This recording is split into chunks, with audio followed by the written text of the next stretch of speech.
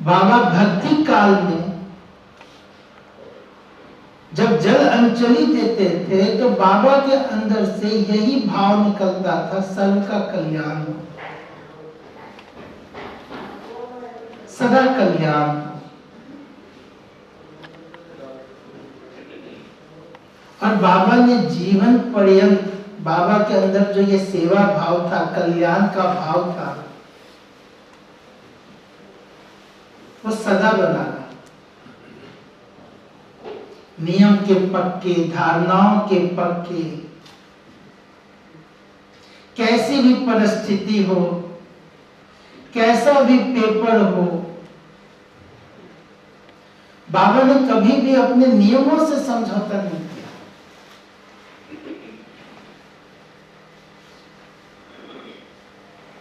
राजे रजवाड़ों के साथ संपर्क था, कभी कंप्रोमाइज नहीं किया। गीता पाठी थे, रोज नित्य नियम पूर्वक गीता पाठ करना, ये उनके जीवन का हिस्सा था।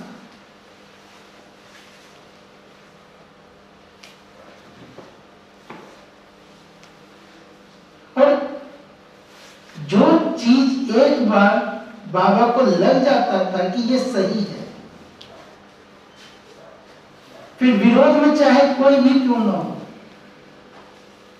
बड़े बड़े मुखी, समाज के बड़े बड़े लोग, उपद्रवी प्रवृत्ति के लोग, बाबा कभी भी अच्छे कार्य से पीछे नहीं हटे, धुन के पक्के थे। जो ठान लिया, जो करना है वो करना है। और तभी तो हम देखते हैं कि ब्रह्मा कुमारी ईश्वरीय विश्वविद्यालय का इतना बड़ा वट वृक्ष जो आज खड़ा है, जो 150 से अधिक देशों में फैला हुआ है, ये बाबा की उसी दृढ़ता, उसी निर्भयता, उसी का ये परिणाम है। बाबा साधारण परिवार में जन्मे थे, साधारण सा जीवन था, लेकिन बाबा की बुद्धि ऐसी असाधारण थी कि वो उस समय के नामी ग्रामी जौहरी के रूप में प्रसिद्ध हुए। और उनकी बुद्धि ऐसी पारखी थी कि बड़े बड़े जौहरी भी बाबा से आकर के हीरो की परख करवाते थे। बाबा खुद से डिजाइन बनाते थे।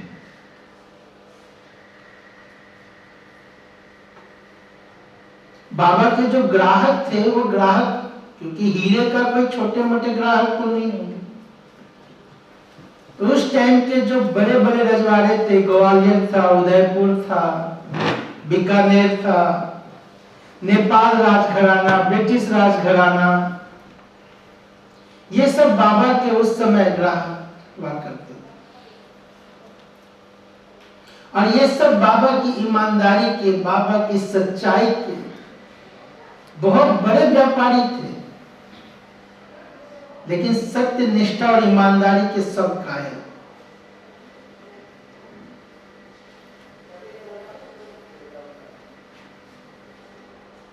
बाबा अपनी उस सत्य, निष्ठा और ईमानदारी से कभी समझौता नहीं किया। और वो इतना प्रसिद्धि उस समय का कि आज भी अगर कलकत्ता के बाजार में जाएंगे तो आपको लखी राज और लखी बाबू के नाम की दुकानें मिलेंगी।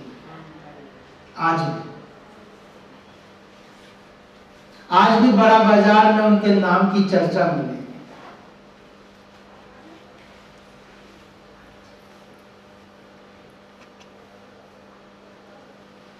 ये उनका जीवन ही था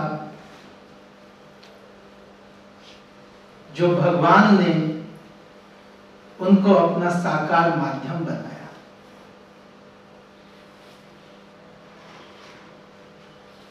स्वयं परमात्मा ने इस साकार सृष्टि को परिवर्तन करने के निमित्त बनाया। दैवी सृष्टि की रचना के लिए आदि पिता प्रजापिता ब्रह्मा के रूप में चुना और उनका नाम दिया प्रजापिता ब्रह्मा।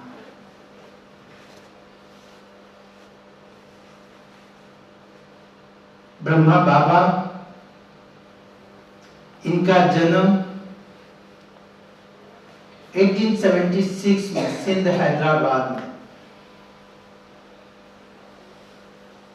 एक साधारण परिवार में जन्मे थे। पिताजी मुख्य अध्यापक थे। माताजी ने बचपन में ही शरीर छोड़ा था। स्कूल के जीवन में ही पिताजी ने भी शरीर छोड़ दिया। बचपन से ही नारायण के भक्त थे। नारायण को बहुत मानते थे छोटेपन से। भक्ति ऐसी थी कि वो आगे तक अपने पर्स में, अपने तिजोरी में, हर जगह नारायण का एक चित्र रखते थे। अपने घर में भी एक बड़ी सी दीवार पे नारायण का ऑयल पेंट बना रखा था और अक्सर वहां बैठ करके घंटों निहारा करते थे।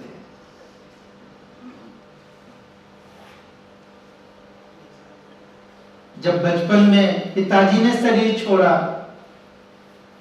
तो फिर उन्होंने राशन की दुकान में कुछ दिन काम किया और उस राशन की दुकान से, क्योंकि बुद्धि उनकी बहुत असाधारण थी, तेज थी, मेधावी थी, परख शक्ति काफी अच्छी थी, वहां से वो जौहरी के कारोबार में आए, बॉम्बे आए। बॉम्बे से कलकत्ता उन्होंने कुछ समय नौकरी किया और धीरे धीरे प्रसिद्ध ज्वेलर के रूप में जाने लगे। सब उनको बहुत प्यार से दादा लेखराज, दादा कह के पुकारते थे। बड़े छोटे सभी उनका सम्मान करते थे।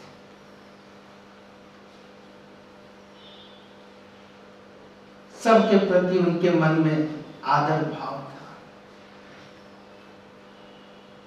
बहुत कम लोग हुए हैं इस संसार में जिनका बिजनेस व्यापार, जिनके प्रति सबके मन में प्यार और सबके प्रति उनके मन में प्यार।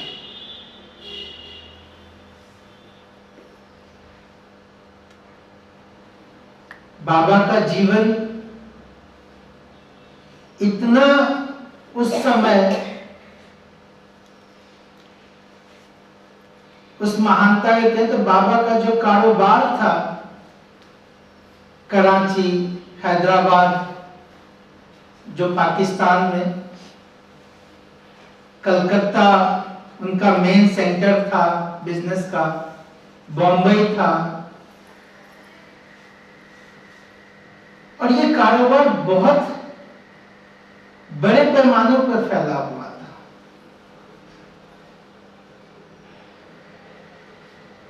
बाबा की इन सब जगहों पर अपना घर भी था और अक्सर परिवार सहित बाबा काफी दिन तक हर जगह रहा करते थे। 60 साल की उम्र तक में बाबा ने अपने जीवन में 12 गुरु किए थे। लोग जीवन में एक गुरु कर लेता बहुत होता है, 12 गुरु, और वो गुरु भी उस समय के नामी ग्रामी गुरु में से थे। बाबा की भक्ति और गुरु के प्रति भावना जो थी वो भी उतना ही उच्च कोटि का था। आप इसी से अनुमान लगाइए कि जब गुरु आते थे बाबा के यहाँ, तो बाबा खुद गुलाब जल की कई पेटियां मंगा करके शौच गृह में अपने हाथों से डाल के आते थे। गुरु की नींद में किसी प्रकार का खलल न पहुंचे, कोई कुत्ता डिस्टर्ब न करे, उसके लिए बाबा अलग से एक पहरेदार रखते थे।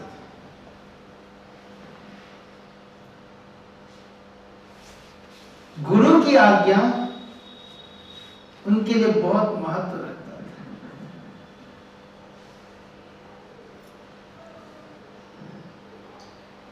भक्ति का देखें तो वो चाहे सफर में हो, चाहे कहीं भी गए हुए हों, रेल यात्रा पर हों, वो समय पर गीता का पाठ और नित्य का गीता पाठ। सात्विक जीवन। बाबा के घर में जब पार्टी होती थी और राजे रजवाड़े लोग आते थे तो अक्सर वो कहते थे बाबा पार्टी फीकी रही, क्योंकि उसमें वो सब चीजें नहीं परोसी जाती थी। तो बाबा कहते थे कि मैं आपके कागज के नोट के पीछे अपना धर्म नहीं बेच सकता, और आप तो कागज के नोट देते हो, मैं तो बदले में आपको हीरे जवाहरात देता हूं। तो सब हंस पड़ते। तो बाबा का ये अपने जीवन का उसूल ही था जो कभी भी उन नियमों से बाबा ने समझौता नहीं।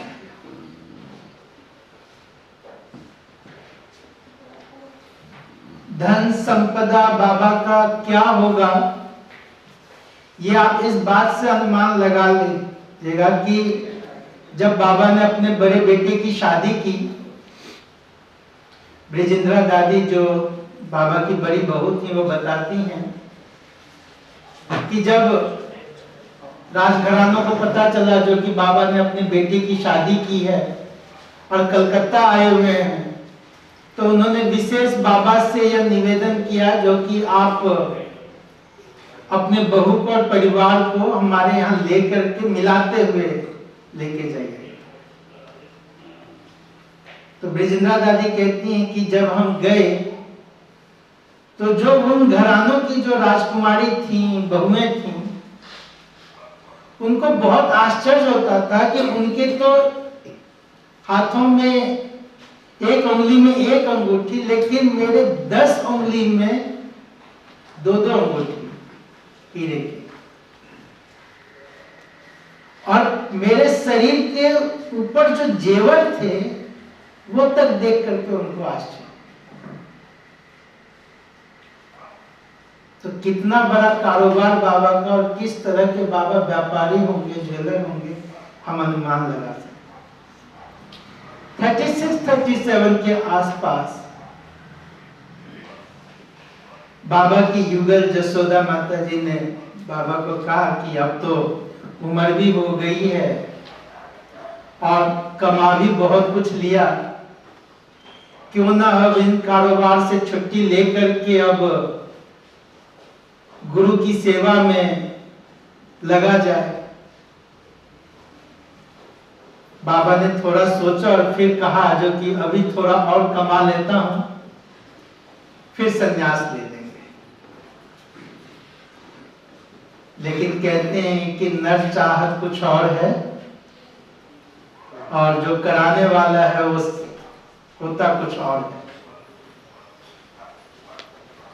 उसी समय की बात है, बाबा बबुलनाथ मंदिर के सामने ही बाबा का निवास था बम्बई में। वहां बाबा ठहरे हुए थे और उसी प्रांगण में गुरु का सत्संग भी रखा हुआ था, सत्संग चल रहा था। सत्संग में बैठे बैठे बाबा अचानक जैसे बाबा को खींच पड़, उपरामता सा हो रहा और बाबा की आंखें बंद हो गई। सत्संग चलता रहा, सत्संग खत्म हो गया, घर परिवार गुरु सभी लोग देख रहे थे बाबा कहीं और हैं, किसी ने डिस्टर्ब नहीं किया, लेकिन सब इंतजार में रहे कि पता नहीं दादा को आज क्या हुआ है। जब वो होश में आएंगे तो कुछ समय बाद जब बाबा उस ध्यान से उतरे तो उठ करके गुरु के पांव पर गिर पड़े कि गुरु जी आज आपकी कृपा हम पर बरसी, आज तो मेरा भाग्य ही खुल गया। मेरे जीवन के वर्षों की तपस्या सफल हो। गुरुजी ने कहा, लकी बाबू क्या हुआ, ऐसा क्या हो गया? तो दादा ने कहा, जो कि गुरुजी जब मैं सत्संग में बैठा था, ऐसे लगा जैसे कोई मेरे मन के तार को ऊपर खींच रहा है और मेरा मन ऊपर जाता रहा। थोड़ी ही देर बाद मुझे विष्णु चतुर्भुज का साक्षात्कार हुआ। नारायण के भक्त थे, बचपन से भक्त थे। नारायण का तो ऑयल पेंट घर में बहुत बड़ा बना रखा था, जो देख देख करके आंसू बहाया करते थे। उसी के विष्णु स्वरूप का साक्षात्कार, तो कैसा अंदर में फीलिंग होगा। और वो विष्णु स्वरूप को देखते देखते उनके कई रूप, द्वारकाधीश, बद्रीनाथ, श्रीनाथ, श्री कृष्ण के रूप में, जगन्नाथ के रूप में और अनेकानेक जो विष्णु के स्वरूप है, उसके एक एक साक्षात्कार होते गए। और हर एक के मुख से एक आवाज आ रही थी, अहम चतुर्भुज तत्वम, अहम चतुर्भुज तत्वम।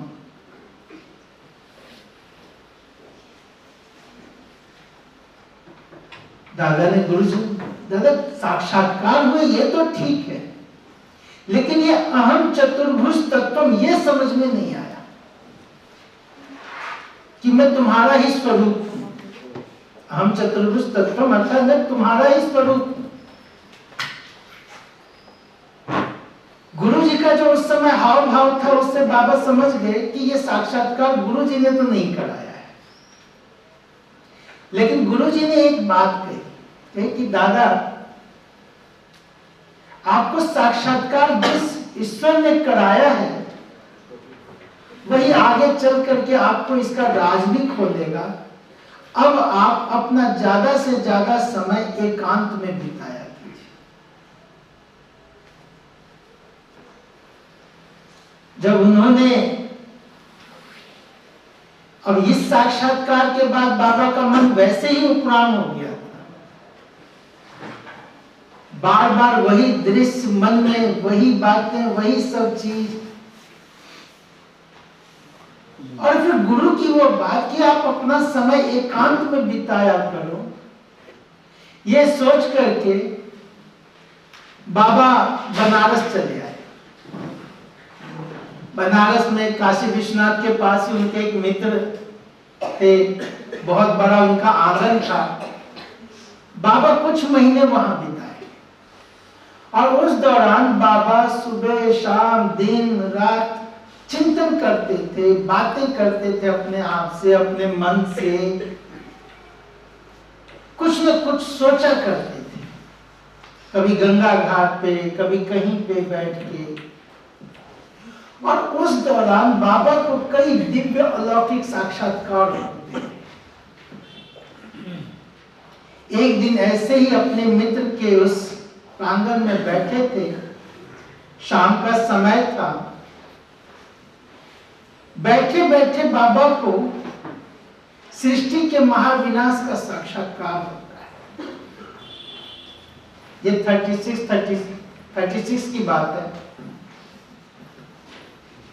उस समय तक हिरोशिमा नागासाकी पर एटम बम नहीं प्रयोग हुआ था, उसके रिसर्च ही चल रहे थे बॉम्ब्स के। लेकिन बाबा ने जो विनाश का साक्षात्कार देखा, उसमें देखा कि एक आग का गोला ऊपर से गिरता है और बहुत बड़ी धरती को जलाकर राख कर देता है। जो महाभारत में अग्न्यास्त्र, ब्रह्मास्त्र, दिव्यास्त्र आदि की चर्चा बाबा देख रहे हैं, मिसाइल्स चल रही है और बहुत बड़े पैमाने पर लोग मारे जा रहे हैं। चारों ओर हाहाकार मचा हुआ है। अग्नि की ऐसी ज्वाला प्रकट हो रही है, जो कैसी भी चीजें उसमें पिघलती जा रही है। धरती कंपायमान हो रही है। वहीं बाबा दूसरी ओर देख रहे हैं कि समुद्र में उछाले 100 फीट कि जो सुनामी आया था वो 20 फीट के आसपास उसकी उछाल थी। 100 फीट की उछाल जब होगी तो कैसा होगा वो मंजर। धरती को डुबाए जा रही है, कहीं धरती हिल रही है, 100 मंजिला इमारत, धरती फट रही है और इमारत धंसती जा रही है। चारों ओर अजीब माहौल, पूरा का पूरा यूरोपियन कंट्री, पूरी दुनिया जो है उसमें जैसे कि समाप्त होती जा रही है। और वहीं भारत में देख रहे हैं कि खून की नदियां बह रही,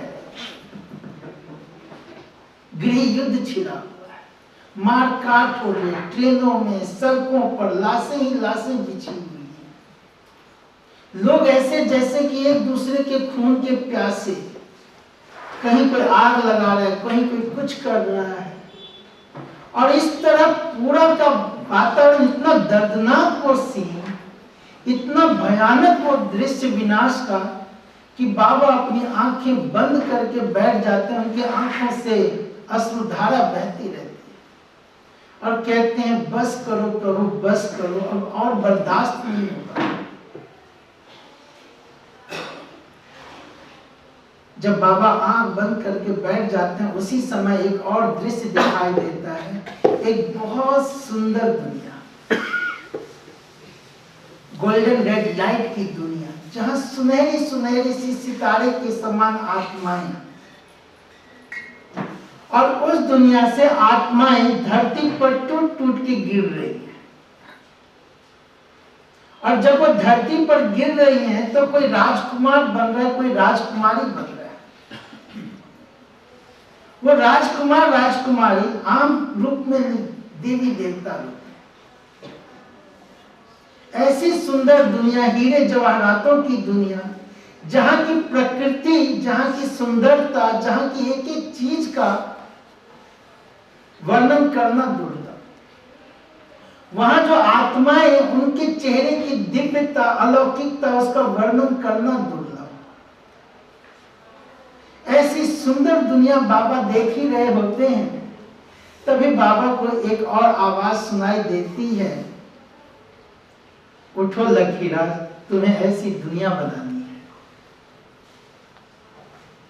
है। एक आवाज सुनाई दिया, अहम चतुर्भुज तत्वम। अभी तक वो पूरा क्लियर नहीं, अब नया एक और डायरेक्शन बाबा को मिलता है, उठो लखीराज, तुम्हें ऐसी दुनिया बनानी है।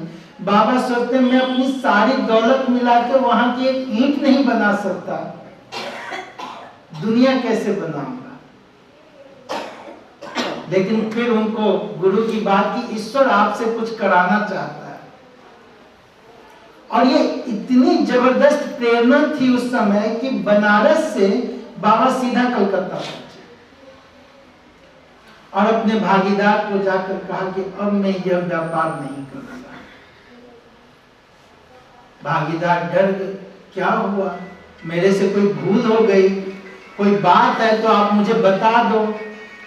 बाबा ने कहा कोई भूल नहीं, लेकिन अब मेरा मन इसमें नहीं लगता, अब मुझे ये हीरे हीरे नहीं, कंकड़ पत्थर नजर आ रहे। मैं तो अब सच्चा व्यापार करना चाहता हूं। मुझे उस ईश्वर की प्रेरणा हुई है, मुझे उसकी सेवा में लगना है। और बाबा ये भी कहते हैं कि मैं आपके साथ बैठ करके हिसाब किताब भी नहीं करूंगा, आप अपने आप वकील बुला करके जो मेरा हिस्सा हो वो मुझे भिजवा देना। आप सोचिए किस तरह का बाबा का कैसा भरोसा। और उसी समय बाबा के पास एक तार पहुंची होती है। बाबा के एक काका होते हैं, चाचा मूलचंद, अजायवाला के नाम से प्रसिद्ध, जो हाथी दांत के व्यापारी होता, बहुत फेमस दानी है सिंध हैदराबाद के। बाबा वो बहुत बड़े दानी थे। बाबा अक्सर उनके साथ दान पुण्य का कार्य करते थे। और बाबा ने अपने चाचा से वचन दिया हुआ था कि उनका ये सदावत का कार्य सदा उनके पीछे भी चलता रहेगा। तो तभी बाबा के पास तार पहुंचता है तार पहुंचता है कि अंतिम समय है। बाबा पत्र का रिप्लाई देते हैं, एक टेलीग्राम भेजते हैं घर को। अलिफ को अल्लाह मिला, बे को मिली बादशाही, झूठी बादशाही, आया तार अल्लाह का, हुआ रेल का गाय। अलिफ को अल्लाह यानी मुझ आत्मा को परमात्मा मिल गया, बेभागीदार को वो कारोबार, बिजनेस, उसका बुलावा आया और मैं सफर पे निकल पड़ा। बाबा बनारस से भी और फिर कलकत्ता से भी जो टेलीग्राम घर तक भेजा करते थे, तो घर वालों को एक अजीब सा उस पत्र का कुछ, क्योंकि भाव अलग तरह का होता है, सबके मन में यही था, बाबा को पता नहीं क्या हुआ, क्यों बाबा में एक ऐसा परिवर्तन, ऐसा बदलाव। और बाबा जब कलकत्ता से वापस पहुंचे सिंध हैदराबाद, तो आप बाबा का स्वरूप देख सकते हैं, धोती कुर्ता। जो बाबा रजवाड़े की तरह थे, बाबा ने अपने जीवन का संपूर्ण परिवर्तन, सारे कुटुंब संबंधी, बहुत बड़ा परिवार था बाबा का, और नामी ग्रामी कुटुंब परिवार में सब लोग थे। दान पुण्य जो बाबा का था, उससे भी सिंध हैदराबाद में सब बाबा को अच्छे से जानते थे। सबको यही कि पता नहीं अचानक दादा को क्या हुआ, आखिर इनको हुआ क्या।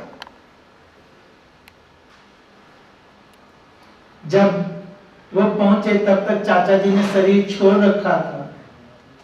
उसके 2 दिन बाद जब बाबा वहां पहुंचे तो उनको चाचा के अंत समय का साक्षात्कार हुआ कि कैसे आत्मा मस्तक के मध्य चमकती हुई पांव के अंगूठे तक जाती है और फिर पांव के अंगूठे से पारे की तरह ऊपर आकर के निकल जाती है। इस तरह से पहली बार आत्मा का दिव्य साक्षात्कार। अब बाबा बिल्कुल एकांत में, चिंतन में, रात रात भर बाबा जाग करके चिंतन करते थे, सोचा करते थे। और बाबा का मन हर चीज से हट चुका था। पहले बाबा घर परिवार संबंधी के साथ मिलना जुलना, हर तरह की चीजों में रहते थे, लेकिन अब बाबा का दिल इन सब चीजों में बिल्कुल नहीं लगता। उसी समय की बात है, बाबा के घर में सत्संग, गुरुजी आए हुए थे, सत्संग था। बाबा का नियम था कि सत्संग में बाबा हमेशा आगे बैठा, और सत्संग के दौरान वो बीच में नहीं उठते। अपने पूरे जीवन काल में बाबा ने इस नियम को नहीं किया। उस दिन बैठे बैठे उनको अंदर एक अजीब सी फीलिंग हो रही थी, उपरांता सा हो रहा था। बाबा उठ करके कमरे की तरफ चले। बाबा की युगल जसोदा माता जी ने जब देखा तो उनको लगा कुछ बदलाव तो वो देख ही रहे थे। फिर ये भी हुआ पता नहीं तबीयत कुछ ठीक नहीं है। तभी उन्होंने अपनी बहू ब्रिजिंद्रा दादी को कहा कि आप जाकर के दादा को देखो, मैं यहाँ सत्संग में देखती हूँ, जो होगा यहाँ पे मैं संभाल लूंगी। दादा की बहू ब्रिजिंद्रा दादी बताती हैं वो दृश्य, और वो दृश्य अपने आप में एक बड़ा ही अंदर अनुभव कराने वाला दृश्य है। वो बताते हैं कि जब वो बाबा के कमरे के पास गई और दरवाजा को हल्का सा उन्होंने खोला ही था, अंदर का दृश्य बिल्कुल अलग। पूरा कमरा लाल प्रकाश से भरा हुआ। ये लाल प्रकाश कोई रेड लाइट वाली लाल प्रकाश नहीं है, एक ऐसा लाल प्रकाश दिव्य जिसमें एक अजीब सी शांति, एक चुंबकीय आकर्षण उस शांति में। और बाबा का पूरा मुखमंडल भी एकदम लाल। बाबा की दोनों आंखें ऐसे लग रही थीं जैसे कि 2 बल्ब जल रहे। और तभी बाबा के मुख से एक आवाज होती है, लेकिन ये आवाज बाबा की नहीं है। ऐसा लगता है जैसे ऊपर से कोई आकाशवाणी हो रही है। और वो आवाज था, निजानंद स्वरूपम शिवोहम शिवोहम, प्रकाश स्वरूपम शिवोहम शिवोहम, ज्ञान स्वरूपम शिवोहम शिवोहम, शक्ति स्वरूपम शिवोहम शिवोहम।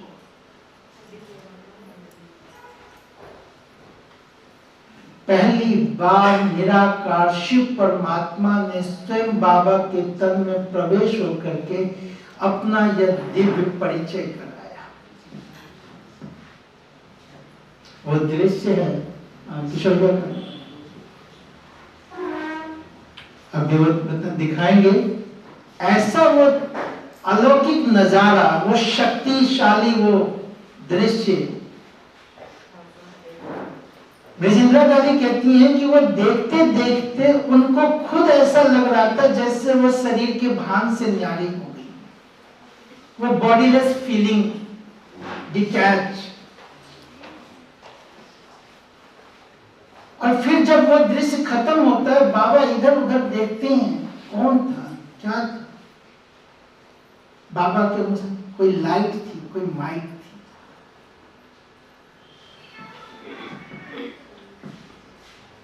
आप देखेंगे ध्यान से इसमें कि किस तरह से परमात्मा की प्रवेशता, ये विष्णु चतुर्भुज महाविनाश का साक्षात्कार।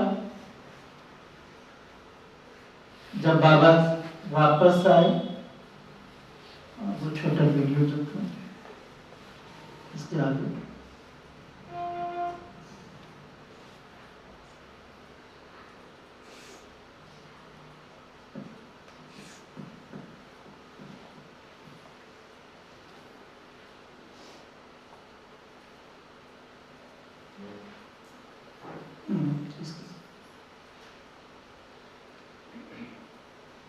शिव बाबा की प्रवेशता।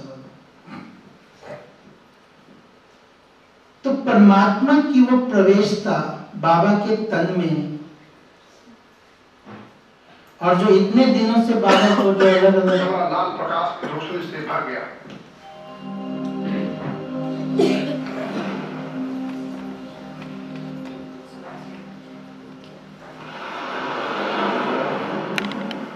यदा यदा हि धर्मस्य ग्लानिर्भवति भारत अभ्युत्थानमधर्मस्य तदात्मानं सृजाम्यहम्।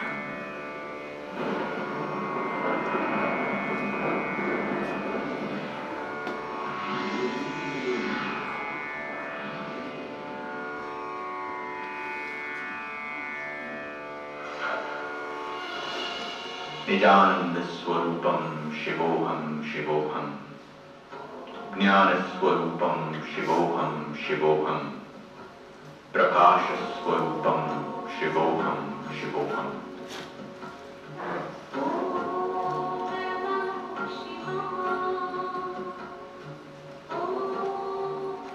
फिर बाबा की आंखें कुछ देर के लिए बंद हो गई, और जब बाप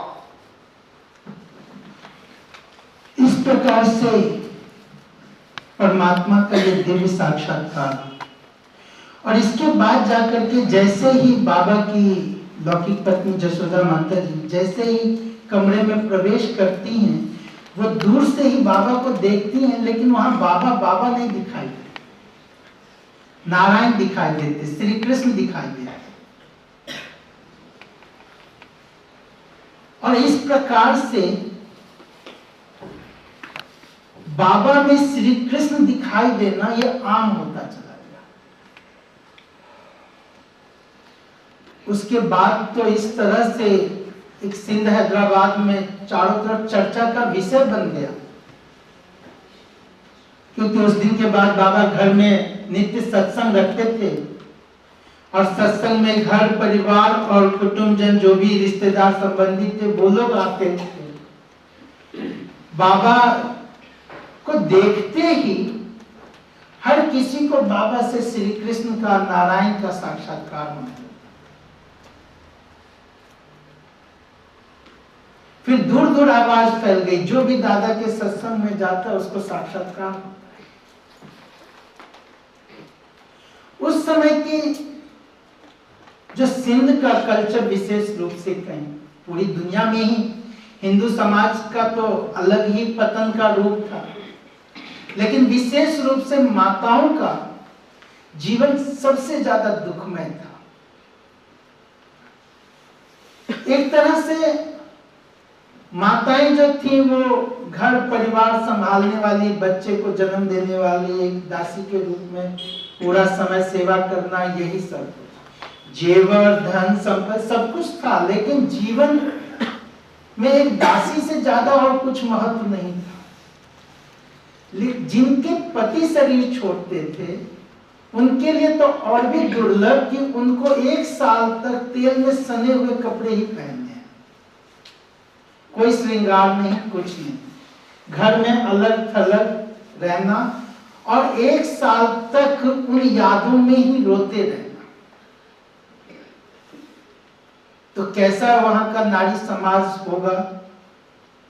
उस समय कुछ रिश्तेदार संबंधियों के कहने पर उनमें से कुछ लोग बाबा के सत्संग में पहुंचे, जिसमें एक सिंध की राज परिवार की माता थी जिनका नाम था रुक्मणी। उनके पति ने शरीर छोड़ा था, वो बाबा के सत्संग में पहुंचे और पहले ही दिन बाबा से उनको साक्षात्कार हुआ। बाबा ने आत्मा का ज्ञान दिया, कोयले से बना बना करके चित्रों के द्वारा, और आत्मा के गुणों का बाबा वर्णन करते। जैसे जैसे बाबा बताते गए वो उसी स्वरूप में डूबती चली, और ऐसा अनुभव जो उनके जीवन में जो दुख था सब समा, चेहरे पे एक अलौकिक खुशी। और जब वो घर गई तो वो अपने सभी रिश्तेदार संबंधी को कहने लगी, ओम बाबा के सत्संग में जाओ, ओम बाबा के पास जाओ। उनके साथ उनकी बेटी जिनका नाम गोपी था, जो बाद में यज्ञ में दीदी मनमोहिनी जी के नाम से जाने जाने लगी, वो भी आई। एक हृदय पुष्पा दादी, वो अपना अनुभव बताती, बचपन से उनको शादी विवाह अच्छा नहीं लगता था, लेकिन घर परिवार ने जबरदस्ती शादी कर दिया। पति शादी के समय से ही बीमार, 6 महीने तक उन्होंने पेशेंट बन के उनकी सेवा की। 6 महीने बाद उन्होंने शरीर छोड़ दिया, वो वापस अपने मायके आ गए।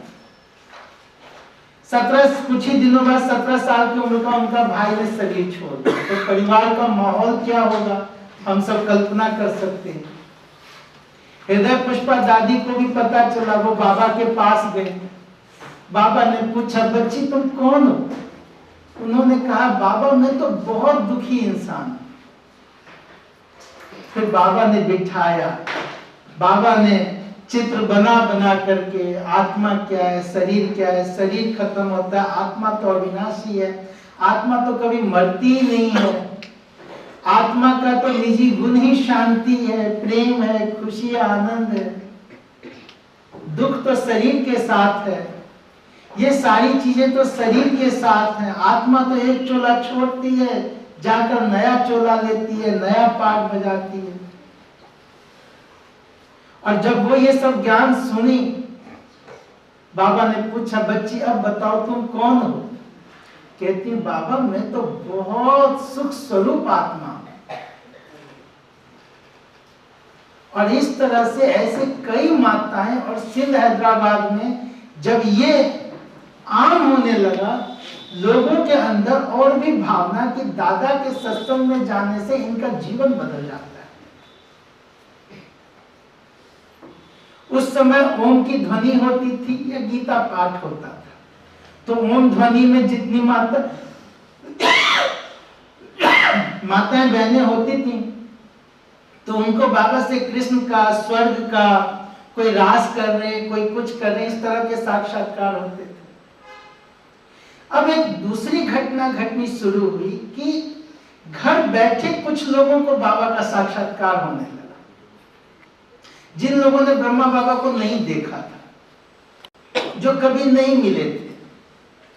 और ब्रह्मा बाबा का साक्षात्कार होता था और कृष्ण का साक्षात्कार होता था और कृष्ण के द्वारा ये आवाज सुनाई देती थी, मेरे से मिलना है तो इनके पास जाओ, मेरे से मिलना है तो इनके पास जाओ। और तब वो लोग इस तरह से संबंध संपर्क में बाबा के आए। उनमें एक महान दिव्य विभूति थी दादी प्रकाश में, जिनका बचपन का नाम रमा था, जो बाबा के बाद इस संस्था की चीफ एडमिनिस्ट्रेटिव हेड बनी। इनके बारे में हम बाद में सुनेंगे। इसी दौरान एक और कन्या 17-18 साल की उम्र में बाबा के पास आई, जिनका नाम था राधे। इनके पिताजी भी बॉम्बे में बहुत बड़े ज्वेलर थे और उनका देसी घी का कारोबार था, लेकिन बिजनेस में कुछ ऐसा घाटा हो गया जिस सदमे में उसमें उनका सारा कुछ समाप्त हो गया और उसी सदमे में उनको हार्ट फेल हुआ, उन्होंने शरीर छोड़ दिया। फिर वो अपने माँ के साथ सिंध में, हैदराबाद में आ गई मामा के घर। वहीं उनको भी पता चला उनकी माता जी जा रही थी।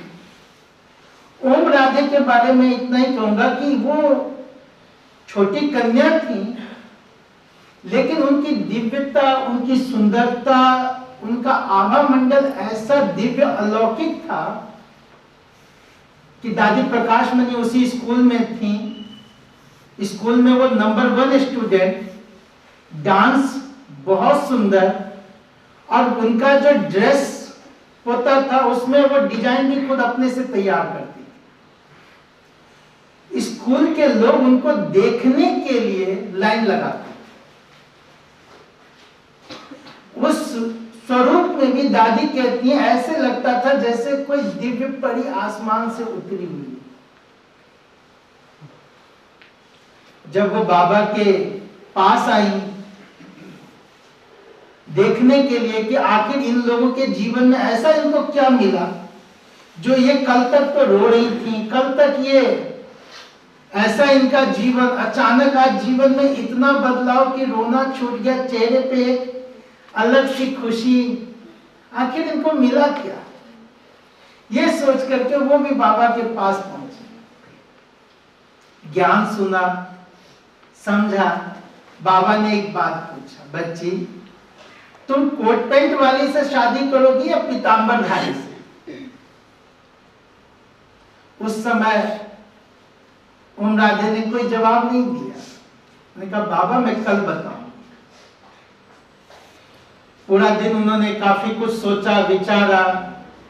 माताओं को भी उन्होंने बोला, जो कि इस तरह से बाबा ने पूछा, माताओं ने कहा बाबा मुझे कहते, मैं तो उसी समय जवाब दे देती कि बाबा मैं तो पीतांबरधारी से।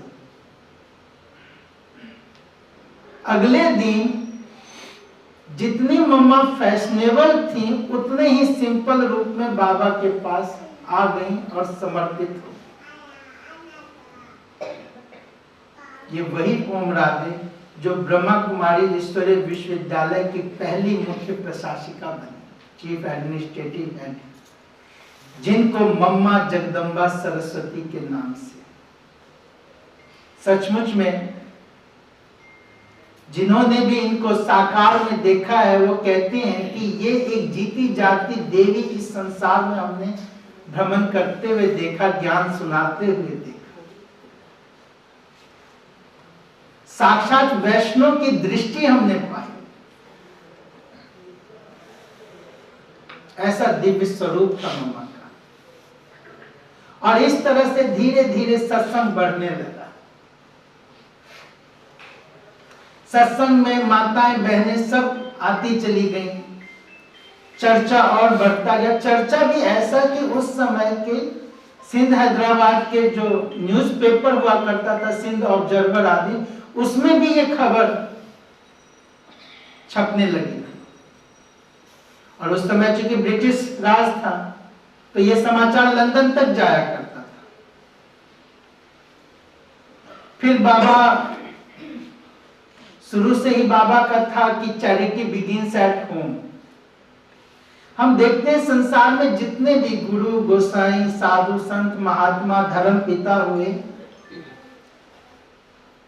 उन्होंने ज्ञान, संदेश, साधना जो कुछ अपनाया, जो कुछ किया, वो अपने घर परिवार से बहुत दूर जाकर, दूसरी जगह जाकर।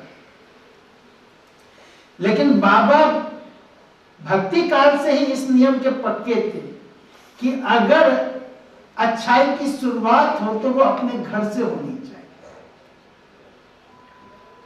जब ये सत्संग चल रहा था तो बाबा को अपनी बड़ी बेटी निर्मला शांता दादी का ख्याल आया, जिसकी शादी उन्होंने एक बोधराज नाम के टीचर से कराया था। स्कूल में मुख्य अध्यापक वो भी थे।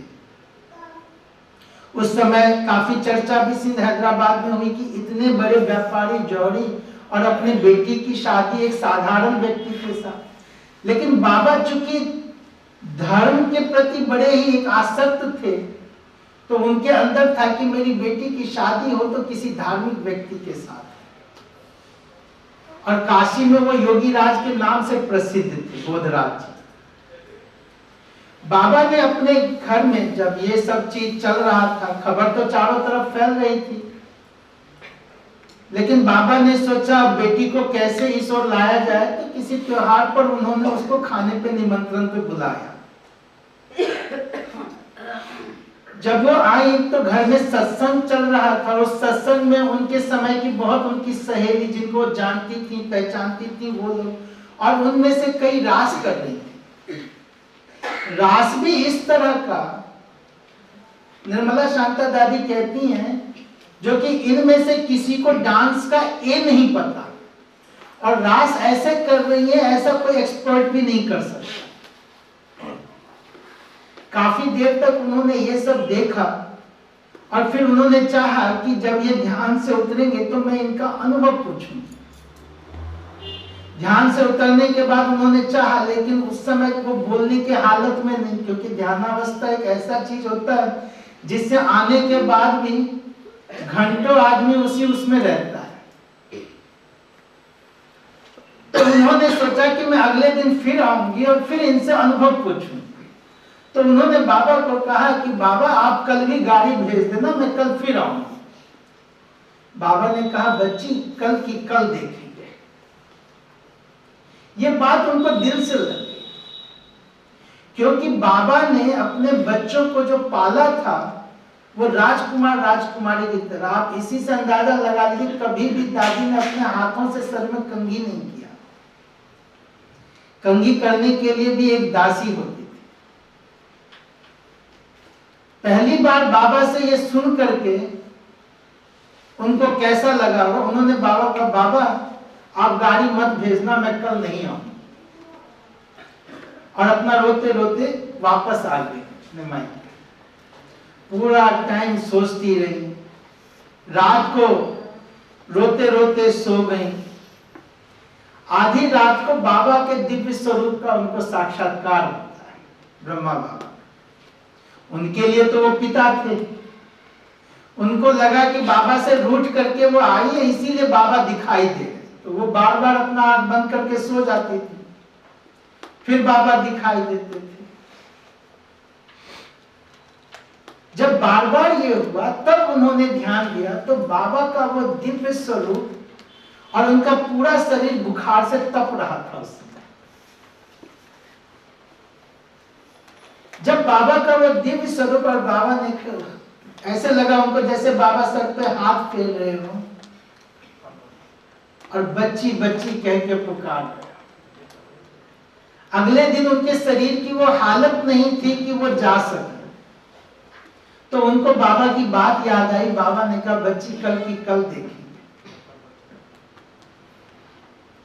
लेकिन कृपालु बाबा शाम को खुद ही पहुंच गए, और जैसे ही बाबा पहुंचे वो बाबा को पकड़ के खूब रोई कि बाबा मैंने आपको नहीं पहचाना, आप में तो स्वयं भगवान आए हुए हैं और मैं आपको साधारण रूप में लिया। और उसके बाद बाबा ने ससुराल वालों से बात करके उनको वापस अपने पास ले आए।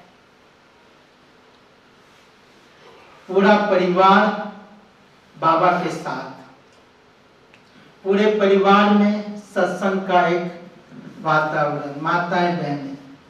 उसी समय बाबा परिवार सहित कश्मीर चले गए 2 महीने के लिए। और पीछे ओम राधे जो मम्मा जगदम्बा सरस्वती और उस समय और जो माताएं थीं, वो सब पीछे से सत्संग। बाबा कश्मीर से पत्र भेजा करते थे ज्ञान के अलग अलग चीजों पे, अलग अलग माताओं बहनों के नाम, और वो उसको पढ़ करके सत्संग चलता था। बाबा उन दिनों कश्मीर में अपने परिवार के सभी लोगों को ज्ञान से सजाते, संवारते, चिंतन करते। जब 2 महीने बाद बाबा पहुंचे तो सत्संग 300 के पार। पहले छोटे कमरे से शुरू हुआ, फिर बाहर आंगन। अब वो आंगन भी ऐसा बड़ा सा था, वो पूरा आंगन भरा रहता था। और उसमें से कई ऐसे बच्चे थे जिन्होंने बाबा के पीछे से वो आए थे। जब बाबा आए, बाबा को उन्होंने देखा, वो वर्णन करते हैं कि वो दिव्यता, वो आभा मंडल देखते बनती। बाबा का ललाट इतना चमकता हुआ, बाबा के नैनों से नूर टपकता हुआ। और उस समय बाबा से मिलके ऐसा जैसे कि जन्म जन्मांतर का प्यासा बच्चा बाप से मिल रहा। जो पाना था वो पा लिया, इसी तरह का भाव। और इस प्रकार सत्संग अपना विशाल रूप लेता गया। अब इसके बाद कुछ एक नया अध्याय शुरू होता है, परीक्षाओं का, पेपर का, विघ्न का। क्योंकि कोई भी ऐसा कार्य हो और विघ्न ना हो, ये तो हो ही नहीं सकता। इतिहास गवाह है, चाहे धर्म की स्थापना हुई, नई कोई विचारधारा आई, विरोध तो हर जगह हुआ। सिंध की एक खासियत ये थी कि वहां पे ज्यादातर लोग बिजनेस क्लास के थे, और बिजनेस के लिए वो लोग दूसरे दूसरे कंट्री में जाया करते थे, लोकल कम ही लोग होते थे। तो जो पीछे से जो उनकी पत्नियां थी, वो तो सत्संग में आने लगी थी। भगवान का उन्होंने साक्षात्कार किया था, रोज ज्ञान सुन रही थी। भगवान से उन्होंने प्रतिज्ञा कर लिया था सात्विकता का, पवित्र जीवन जीने का। अब जब वो बाहर से आए तो वो तो खान पान उतना ही तामसिक, जीवन उतना ही विषय विकार में डूबा हुआ। तो अब वो डिमांड उनकी पूरी नहीं हो रही थी, तो उन्होंने बिगड़ डालना शुरू किया, विरोध करना शुरू किया। उन्होंने उनको घर से निकलना बंद कर दिया, यहाँ तक कि मार पिटाई, घर में बंद करना, सब कुछ।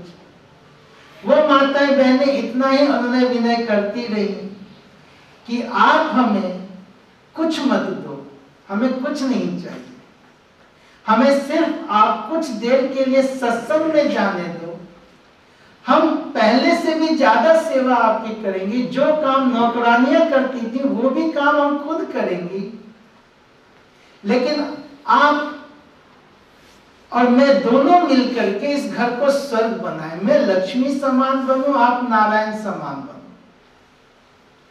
लेकिन ये सब बातें उस समय तो किसी के ऊपर असर नहीं। फिर इतना हंगामा, और उनके साथ और भी लोग मिल गए, जिसमें उस समय के बड़े वहां के मुखी में से मुखी मंगाराम जी थे, एक सेठ जी थे, और इस तरह से एक एंटी ओम मंडली ग्रुप तैयार हुआ,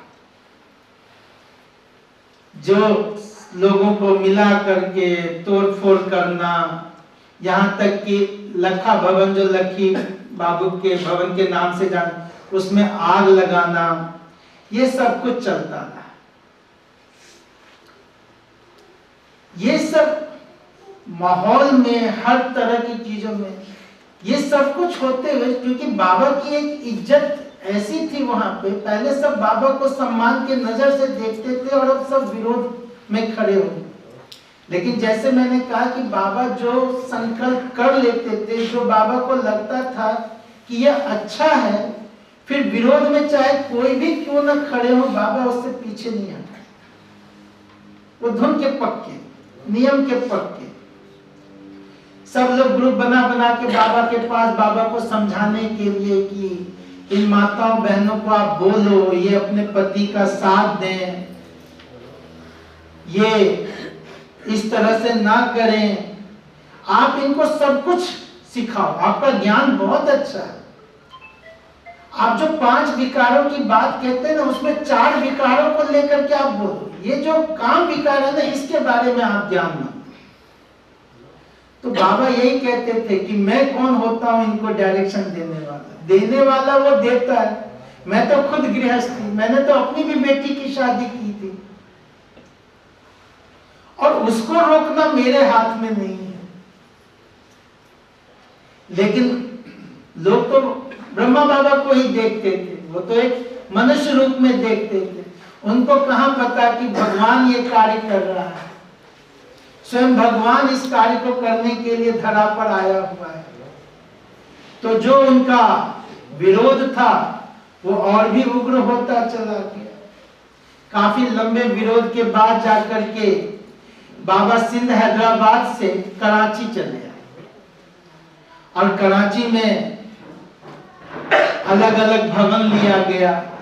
कराची में आने से सरकार के तरफ से भी, सिंध की सरकार के तरफ से था, सिंध के सरकार के ऊपर बहुत दबाव था कि अगर आपने इस संस्था को बैन नहीं लगाया, ओम मंडली को, तो हम सरकार से इस्तीफा दे देंगे। वहां के मुख्यमंत्री ने विधानसभा में ये कहा कि मैं किसी भी दबाव में आकर के दादा के ऊपर इस तरह का कार्य नहीं कर सकता। हजरत मोहम्मद के ऊपर, वो भी 5 लोग थे, उनके ऊपर भी इसी तरह से हुआ था।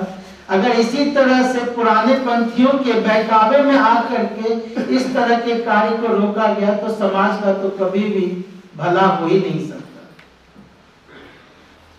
और जो कुछ मांगे थी उनकी, वो तो पहले ही बाबा ने स्वीकार कर ली थी कि जो भी इस सत्संग में आना चाहता है वो अपने घर परिवार और गार्जियन का पत्र, स्वीकृति पत्र लेकर आए। तो इस तरह से कराची में 5 अलग अलग भवन लिया गया। एक छोटी कन्याओं का, उस समय बहुत सारी छोटी छोटी कन्याएं भी जिनकी बोर्डिंग स्कूल खुली थी, उनके लिए एक भवन था। एक में माताएं सब रहती थी, एक में भाइयों का था, एक में बाबा का अपना पूरा परिवार था, और एक में ओम राधे, जो राधा भवन के नाम से जाना जाता था, उनके साथ कुछ माताएं और बहनें थीं। और इस तरह से वहां पर कराची में सत्संग चलता रहा। कुछ माताएं बहनें सिंध हैदराबाद से भाग करके भी आ जाती थी, तो बाबा घर वालों को खबर कर देते थे, फिर प्यार से भेज देते थे। धीरे धीरे माहौल थोड़ा शांत होता चला गया। उस दौरान एक घटना और घटी थी कि कोर्ट में केस डाला गया था संस्था के खिलाफ, और उसमें ओम राधे और 5 बहनों को गवाही के रूप में बुलाया गया। बस मैं छोटा सा उसका जिक्र करूंगा कि उस समय काफी ये चर्चा थी कि इनको कोर्ट में बुला करके इनको जलील करेंगे और बदनामी होगी।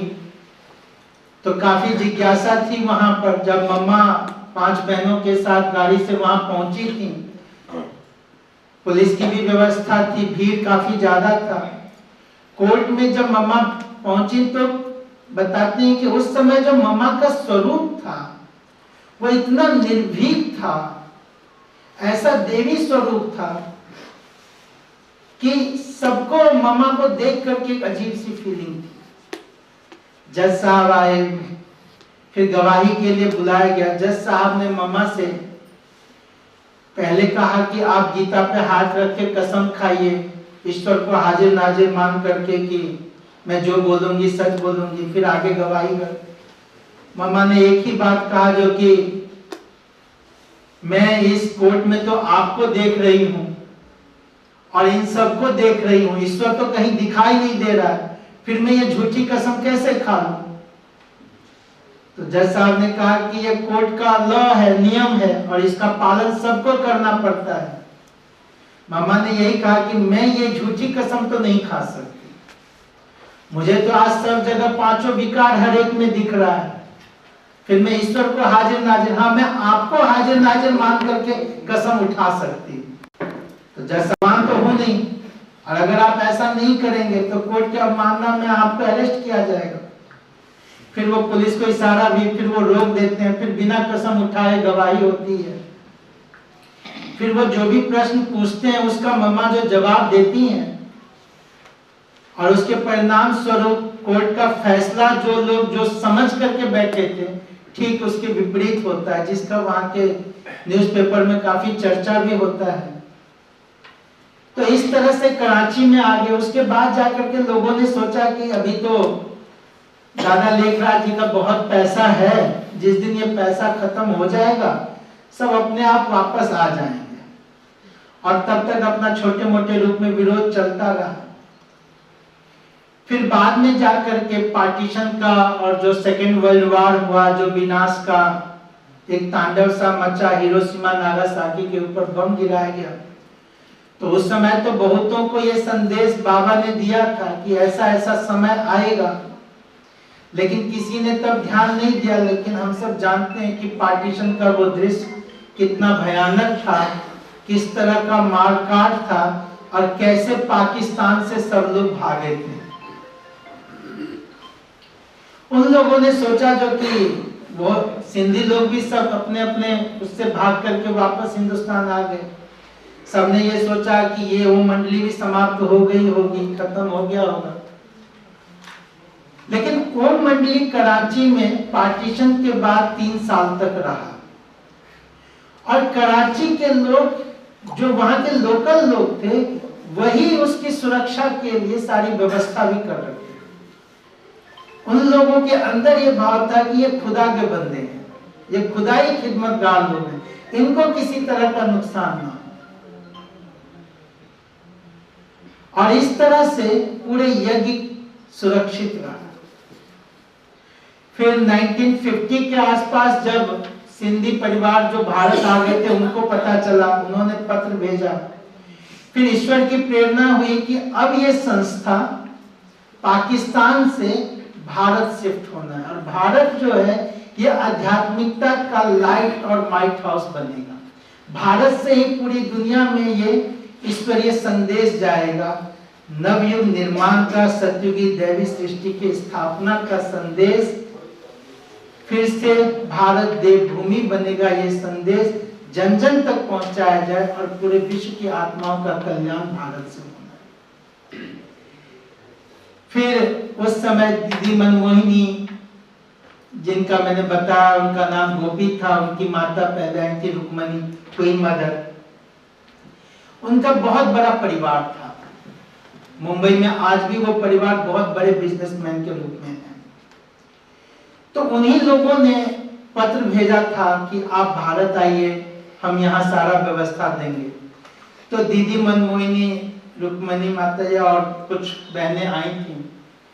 उन लोगों ने उस समय अलग अलग जगह पर जगह देखा गया, ढूंढा गया, अहमदाबाद के आसपास भी। फिर माउंट आबू पहुंचे, और माउंट आबू में ब्रिज कोठी नकी लेक के पास में वो जगह देखने के बाद जाकर के बाबा को पत्र भेजा गया। तो बाबा ने तुरंत हाँ कर दिया, और बाबा ने कहा बच्ची ले लो। जब वहां कराची के सरकार को ये खबर दी गई कि अब ये संस्था भारत शिफ्ट होगा, तो उन लोगों ने बहुत आकर के बाबा से रिक्वेस्ट किया कि यहाँ आपसे मत जाओ, आपको यहाँ कोई तकलीफ नहीं होगा, हम हर तरह की सुख सुविधा आपको देंगे। लेकिन बाबा ने यही कहा कि अब तो ईश्वर की प्रेरणा है, हमें जाना है।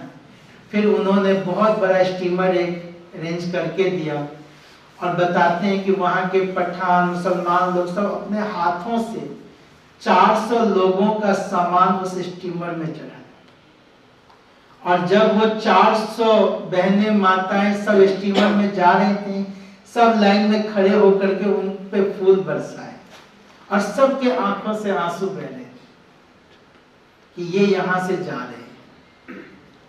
और उस समय कराची बंदरगाह से गुजरात के ओखा बंदरगाह पहुंचे, और वहां से फिर माउंट आबू, और माउंट आबू में आकर के इस ब्रह्मा कुमारी ईश्वरी विश्वविद्यालय का हेडक्वार्टर बना।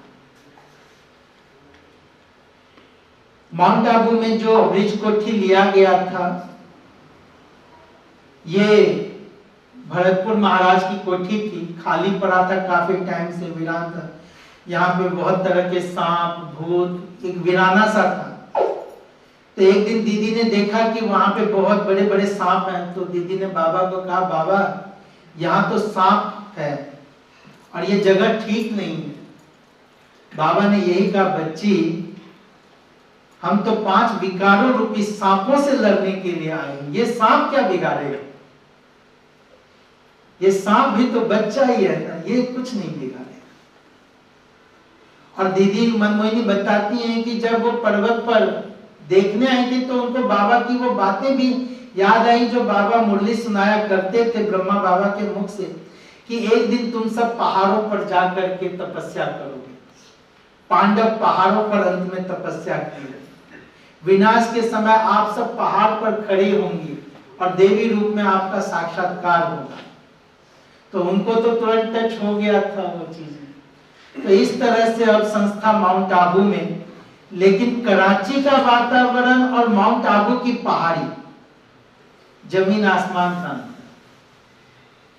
माउंट आबू ठंडा स्थान, कपकपाने वाली ठंड, और पोखरण विस्फोट से पहले माउंट आबू की ठंडी और भी अधिक हुआ करती थी।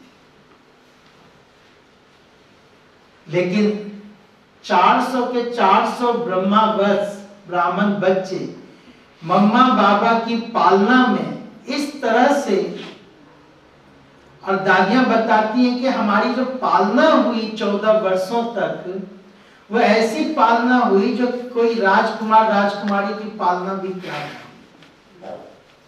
रोज का नित्य नियम 3:30 बजे उठना, मेडिटेशन ध्यान करना, फिर नहा धो के स्नान आदि करके ज्ञान मुरली सुनना, फिर बाबा पहाड़ी पर पिकनिक कराने ले जाते थे, बाबा खुद जाते थे। अभी भी आप माउंट आबू जाएंगे, बाबा की पहाड़ी के रूप में वो प्रसिद्ध है। और उन पहाड़ियों पर अब तो फिर भी चढ़ने के रास्ते अच्छे बने हुए हैं, उस समय नहीं होता था, लेकिन बूढ़ी बूढ़ी माताएं जो भी जाते थे, बाबा का खिंचाव ऐसा कि वो बहुत ही अच्छे से चढ़ जाते और घंटों वहां बैठ करके सब तपस्या करते थे। कोई रास में गए, कोई कहीं। धीरे धीरे कुछ ही समय में बाबा ने अब प्रेरणा देना शुरू किया कि बच्चे, अब आपको विश्व का कल्याण करना है। दादियां कहती हैं कि हमारे लिए तो वो समय एक तरह से और भी बड़ा पेपर था कि 14 वर्ष जिसके पीछे हम घर परिवार छोड़े, कुटुंब संबंधी छोड़े, वो बाबा के पीछे पागल होके आए, बाबा की मुरली के बिना एक दिन नहीं रहे। अब बाबा हमें प्रेरणा दे रहे हैं, बच्ची आपको सेवा पे जाना पड़ेगा। लेकिन बाबा का ज्ञान सुनाने का, समझाने का, बताने का ऐसे कि बाबा हर एक में जोश भरते गए और धीरे धीरे सेवा का विस्तार हुआ। दादी प्रकाश मणि अहमदाबाद, इधर दिल्ली में मनोहर दादी, गंगे दादी, कुछ दादियां कानपुर, कुछ लखनऊ, कुछ मुंबई, कुछ बेंगलोर, कोई पूना, और इस तरह से जगह जगह पर सेवा की शुरुआत हुई। बड़े बड़े धार्मिक सम्मेलन होते थे, वहां से भी निमंत्रण आता था।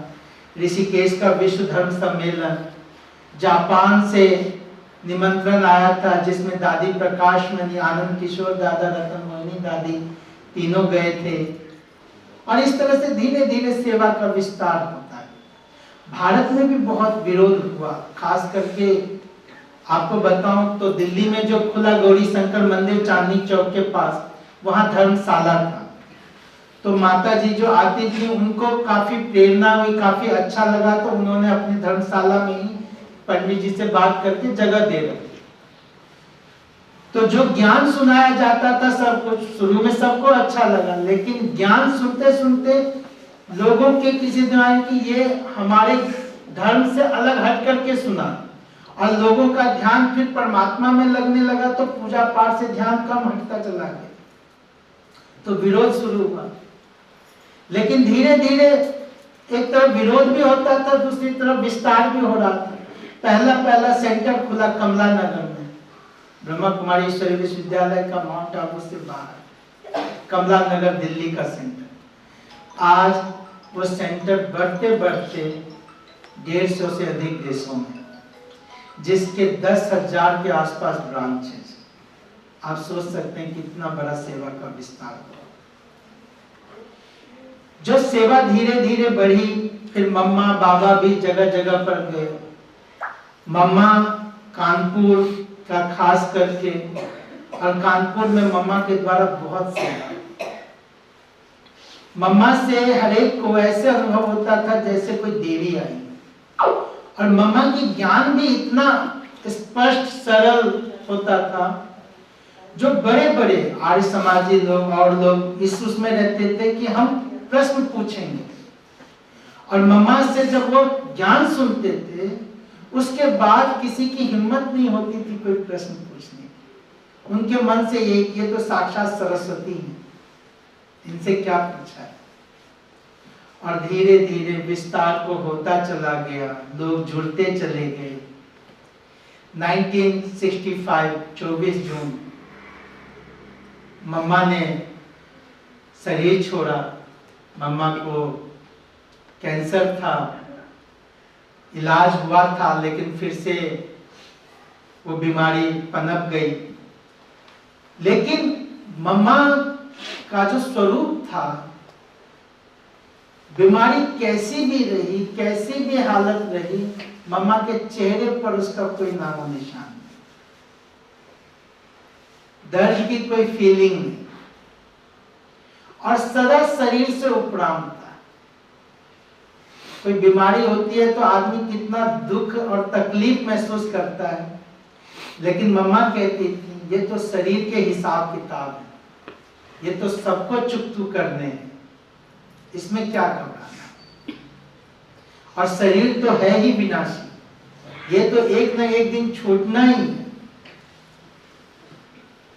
24 जून का वो दिन जब मम्मा ने अपना शरीर त्यागा, उसके बाद मम्मा चूंकि चीफ हेड थी, उसके बाद दादी प्रकाश मणि बाबा संभालते थे, संभालते भी रहे, और दीदी मनमोहिनी जो क्वीन मदर की बेटी थी, वो बाबा के साथ यज्ञ की देखरेख संभाल करते रहे।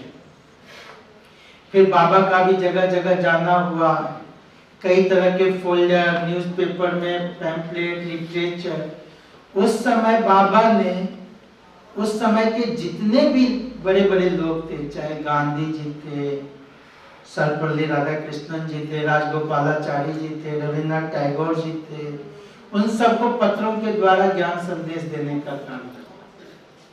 यहाँ तक कि ब्रिटिश नेपाल राज घराना को, राजे रजवाड़ों को, उस समय के सोवियत गणराज्य को, अरब कंट्री को, हर जगह बाबा ने पत्रों के द्वारा, पोप को, और उसी समय पोप का एक सम्मेलन भी हुआ, बाबा ने एक पैम्पलेट के रूप में बनवा करके सबको, आप जो देख रहे हैं इसमें जो कल्प वृक्ष का चित्र है और सृष्टि चक्र का चित्र है, ये चित्र बाबा सुंदर सुंदर पेपर पर छपवा करके उनको भेजा करते हैं कि इस ज्ञान को जो समझ ले उसका दिव्य नेत्र खुल जाए। और चारों तरफ सेवा की ऐसी धूम, ऐसी लहर कि उस समय के भाई बहन कहते हैं कि बाबा को दिन रात यही रहता था कि कैसे आत्माओं का कल्याण। बाबा जो मुरली उसे कहा जा रहा है, जो स्वयं शिव बाबा ब्रह्मा तन द्वारा रोज ज्ञान देते थे। तो भाई बहन बताते हैं मुरली जो चलती थी वो ऐसे चलती थी जैसे कि हजारों लाखों भाई बहनों की भीड़ में बाबा सुना रहे। तो बाबा से पूछा जाता था कि बाबा हम सब तो थोड़े से हैं और आप तो ज्ञान ऐसे सुना रहे हो जैसे कि पता नहीं कितने लोग बैठे हैं। तो बाबा कहते थे बच्चे, बाबा आपको नहीं देख रहा, बाबा की यही मुरली आने वाले समय में इतने सारे बच्चे आके सुनेंगे। बाबा उन सबको सामने देखते हुए सुना रहा है।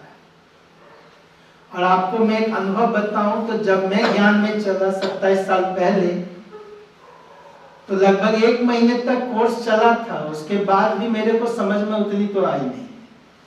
क्वेश्चन पूछता था तो जो उस समय बड़ी दीदी थी उन्होंने कहा कि अब तुम ना क्वेश्चन पूछना बंद करो, और रोज बैठ के सिर्फ मुरली सुनो और अपना प्रश्न ना लिख के रखो और मुरली से जवाब दो। मैंने कहा ठीक है, अब कह रही हैं तो मानना पड़ेगा। मैं मुरली सुनने लगा और उस समय आप सबको याद होगा वो गणेश जी दूध पीते हैं और क्या क्या चीजें चर्चा चली थी 95 में। उसी समय में ज्ञान में भी चला था। उस समय में प्रश्न लेकर के रोज रखता था और आप यकीन मानेंगे हर दिन की मुरली में उसका जवाब। वो जो अनुभूति थी वो मुझे आज भी याद है कि ऐसे लगता था जैसे बाबा स्वयं मुझे मेरे बातों का जवाब दे, जबकि वो प्रश्न तो मैंने किसी से नहीं चर्चा किया था, न किसी से। और मेरे साथ साथ और भी जो भाई बहन थे वो सब भी अपना यही अनुभव कि उनके मन में ये बात थी और मुरली में इसका जवाब आ गया। और इस तरह से मुरली से वो तो हमें वो बातें हमेशा दिल को भाती है कि बाबा ने इतने साल पहले हमें याद किया और ये बाबा के संकल्पों का ही बल था कि हम इतने समय के बाद बाबा के बने। बाबा ने हमारी रचना बहुत पहले रच दी थी, तो कितना बाबा से वो प्यार जागेगा वो कल्पना कर सकते हैं। तो इस तरह से बाबा की सेवा जो थी वो दिन रात चलती रही, बढ़ती चली गई। 18 जनवरी 1969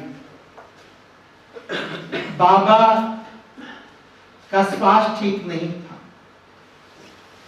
पहली बार बाबा ने उस दिन सुबह मुरली नहीं चलाई। शाम को जल्दी बाबा ने, उस समय दीदी मनमोहिनी इलाहाबाद कुंभ की सेवा पे गई हुई थी, तो वहीं दीदी को कई जगह सेवा पे जाना था। दादी प्रकाश मनी उस समय बंबई से माउंट आबू पार्टी लेकर के आई थी।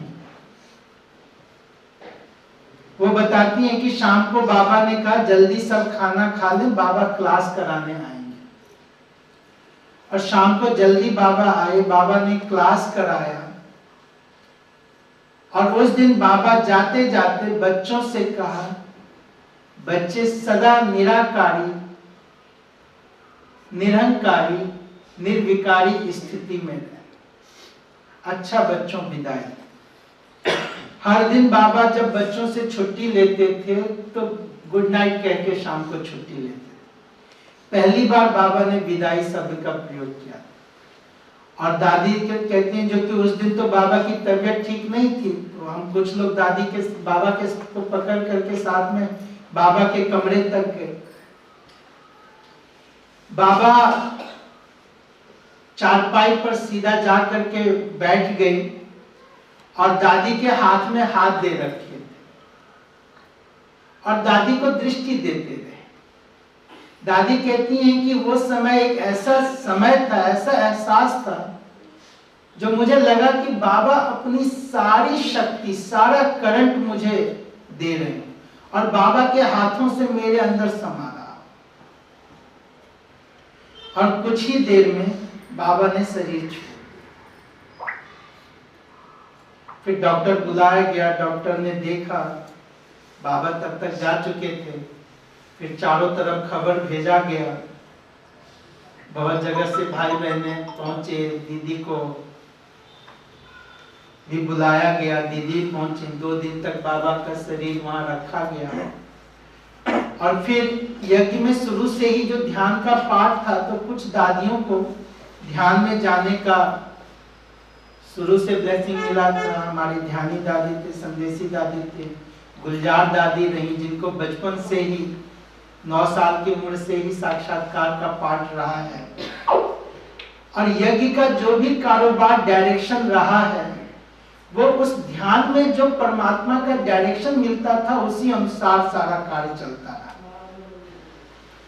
तो साक्षात उस ध्यान के द्वारा, डायरेक्शन के द्वारा पांडव भवन में आप सब देखेंगे एक स्थान है ओम शांति भवन, ओम शांति, ये काव शांति स्तंभ जो यहाँ प्रतीक के रूप में सामने। वहीं पर बाबा के शरीर को जलाया गया और वहीं पर बाबा का अस्थि भी रखा हुआ। वहीं पर यादगार स्वरूप में ये शांति स्तंभ बना हुआ है। आज भी जो लोग वहां जाते हैं ऐसा महसूस होता है जैसे वो शांति स्तंभ अपनी ओर खींच रहा है। बाबा का आखिरी समय का वो किस तरह का था, ये एक एनिमेशन के द्वारा आप देखेंगे यहाँ पर।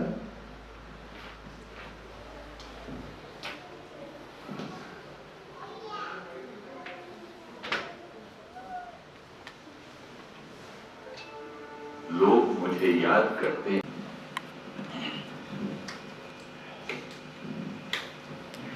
छोटा सा एनिमेटेड फिल्म। बाबा ने जब शरीर छोड़ा उसके बाद दादी प्रकाशमणि और दीदी मनमोहिनी दोनों ने मिलकर यज्ञ को संभाला। 1969 से 2007 तक दादी इसकी प्रमुख रही।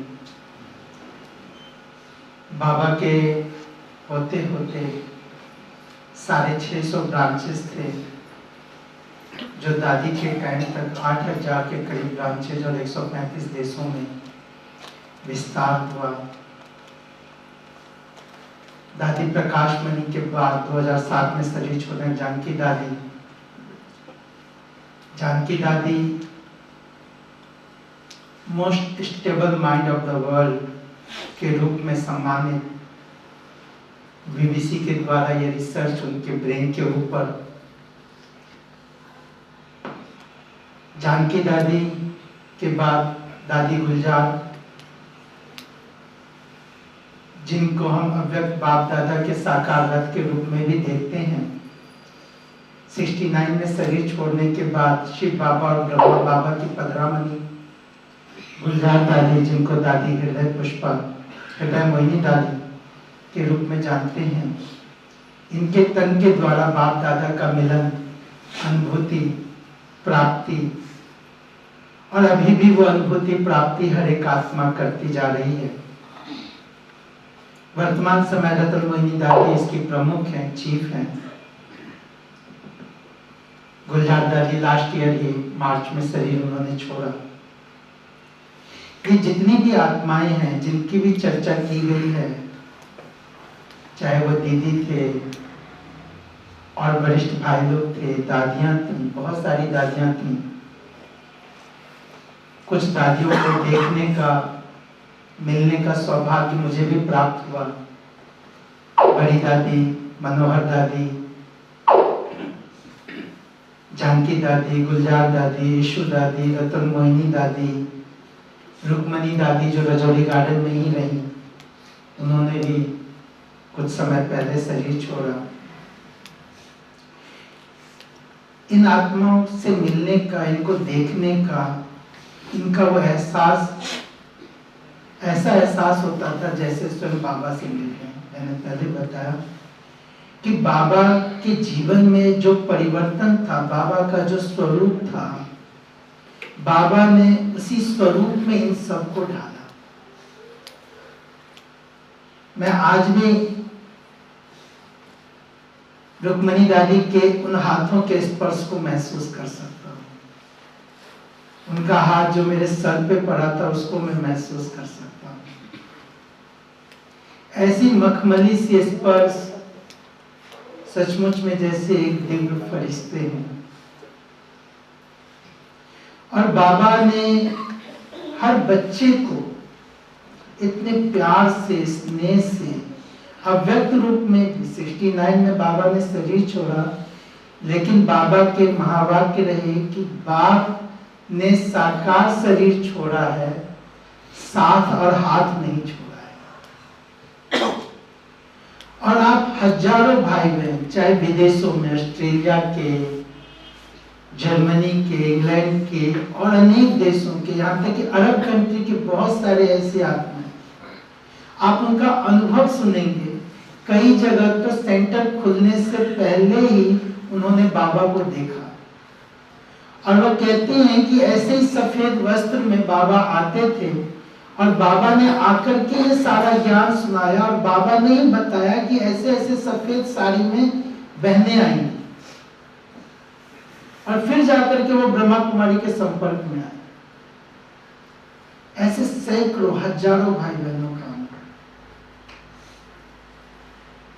तो बाबा का ये कार्य अपने बच्चों के प्रति और बहुत जल्द एक दैवी सृष्टि के रूप में ये दुनिया परिवर्तन होने वाली है। भारत फिर से देवभूमि स्वर्ग भूमि बनेगा।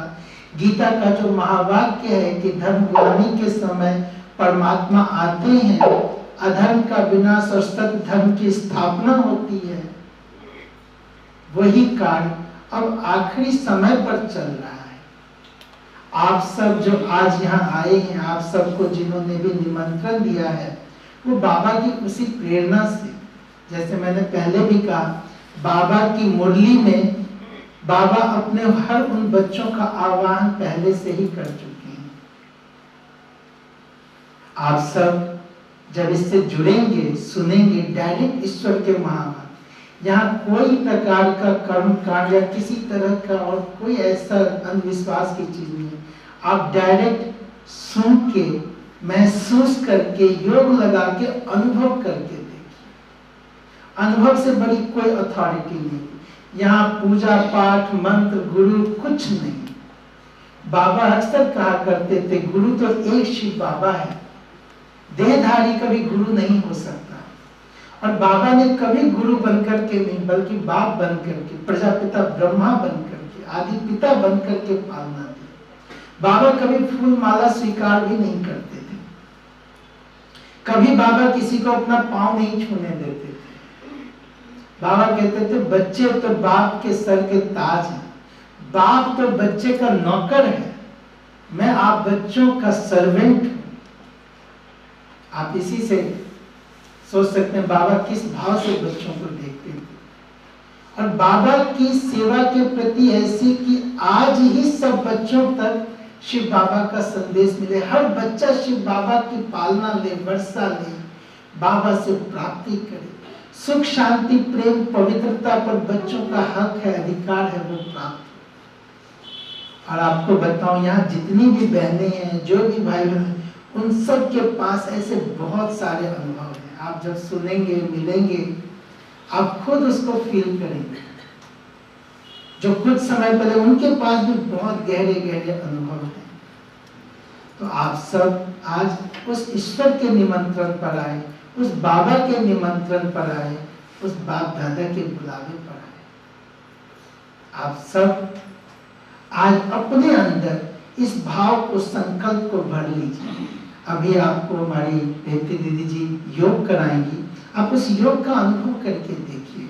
थोड़ी देर का वो योग है, लेकिन आप जो बाबा का स्वरूप है, बाबा का जो, आप अपने मन में इसको बिठा दीजिए। रोज आप बाबा के साथ गुड नाइट कीजिए, रोज आप सुबह उठ के गुड मॉर्निंग कीजिए। आप कोई भी बात अंदर हो, आप बाबा से शेयर कीजिए, आप देखिए तुरंत हल्के हो जाएंगे। आपको तुरंत बाबा के नयन से, बाबा के चेहरे से आपको वो प्राप्ति और अनुभूति होगी। और कल से कोर्स भी शुरू होगा शाम के समय, तो आप सब उस कोर्स को करेंगे। कोर्स बेसिक नॉलेज है, परिचय है, जिससे आपको ये ज्ञान और भी स्पष्ट। तो बाबा का परिचय था, लेकिन जो यहाँ की मुख्य शिक्षाएं हैं, जिसको जीवन में जैसे जैसे आप उतारते जाएंगे, जीवन दिव्य अलौकिक बनता चला जाएगा। जीवन में स्वतः परिवर्तन होगा। किसी भी प्रकार की कोई ऐसी आपको रहेगी नहीं।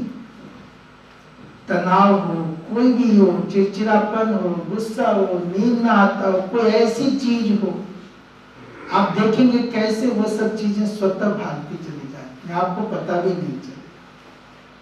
तो मैं अपने दोनों दीदी, बड़ी दीदी और रेवती दीदी, आप दोनों में आए।